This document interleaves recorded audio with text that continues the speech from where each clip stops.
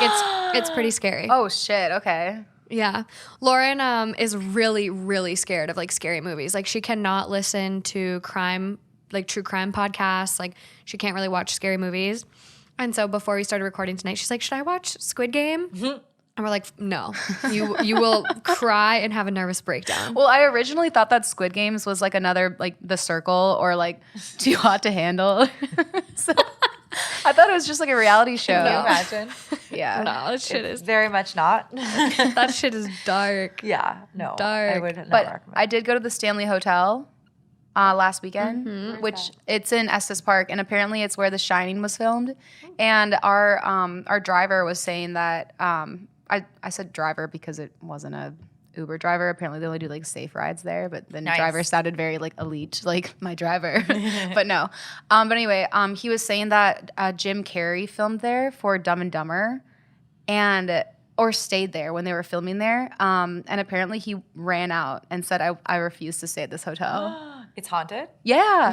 Ooh, Yeah, really? and It's super haunted. Our server said that he's only been working there for like 6 months, but he said that he had a guest that took all of her clothes off and ran around naked in the lobby saying that a ghost was chasing her. Oh, And I had drinks there, so like that's impressive. thank you. Do you Yeah. know this going into it? Yeah. Oh, yeah. Wow. I mean, I didn't know like the other stories, but I knew that it was like haunted. Okay.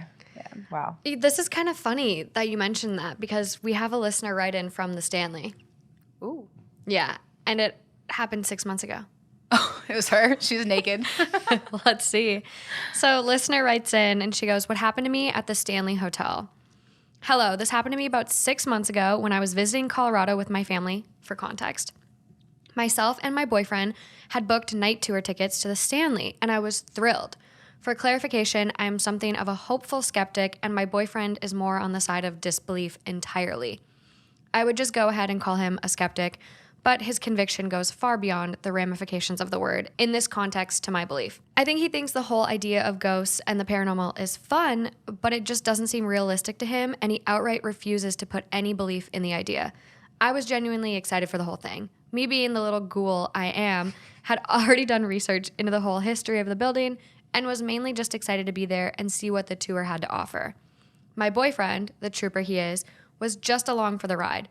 The tour guide allegedly warned us before we began that due to the high altitude, we may feel faint or pass out.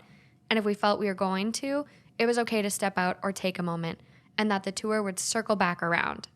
Important note, I suffer from heart palpitations, and they have been intense enough in the past that I had to fight to stay conscious.